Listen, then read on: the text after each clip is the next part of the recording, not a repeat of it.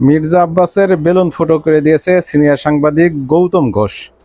তিনি বলেছেন ২০১৩ সালে বিএনপির চেয়ারপারসন বেগম খালেদা জিয়ার বাড়ির সামনের বালু ট্রাক না সরানোর মূল কারণ বা সরাইতে না পারার মূল কারণ বা মূল খলনায়ক ছিলেন মির্জা আব্বাস।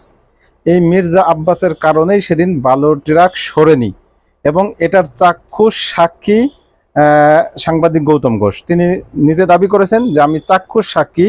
সেদিন হাজার হাজার জামাত ইসলামের নেতাকর্মীরা মালিবাগ রেলগেটের সামনে গেলেও দীর্ঘ সময় সেখানে অবস্থান করা সত্ত্বেও মির্জা আব্বাস তাদেরকে কথা দিয়েও শেষ পর্যন্ত কথা রাখেনি।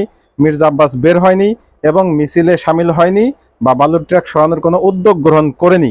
মূলত তার ঢাকা ব্যাংককে বাঁচানোর স্বার্থে, বাঁচানোর তাগিদে আওয়ামী লীগের কাছে নিজেকে বন্দুক দিয়েছিল এবং এখন অবধি গৌতম ঘোষ দাবি করেছে এখন অবধি তিনি ভারতের দালালি করে যাচ্ছেন। এটা হচ্ছে সবচেয়ে বড় নিউজ।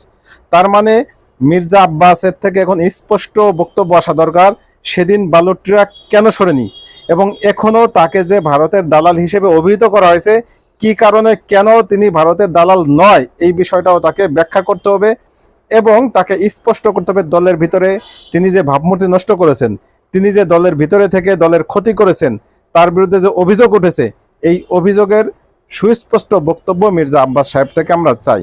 আমি দাবি করব যে দ্রুত সময়ের ভিতরে মির্জা আব্বাস বিষয়টা ক্লিয়ার করবেন এবং এই বালুর ট্রাকের যেই রহস্য, সেই রহস্যের উদ্ঘাটন তিনি করবেন বা এটার মোক্ষম জবাবটা তিনি দিবেন। যদি জবাব না দেন তাহলে আমরা ধরে নিব সাংবাদিক গৌতম ঘোষ যেই দাবি করেছেন সেই দাবি ঠিক এবং তখনকার যে বালুর ট্রাক না সরানোর মূল খলনায়ক তিনি হচ্ছেন মির্জা আব্বাস।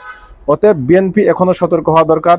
বিএনপির ভিতরেই অনেক রয়েছে, ঘাতক রয়েছে, যারা ভিতরে থেকে নিজেদের নারী কেটে দিচ্ছে এবং গৌতম ঘোষ তিনি আরো দাবি করেছেন মির্জা ফখরুল ইসলাম আলমগীরও নাকি আওয়ামী লীগের সাথে আঘাত করে বিএনপির ক্ষতি করেছে। অতএব এই বিষয়ে সুস্পষ্ট বক্তব্য আশা করছি।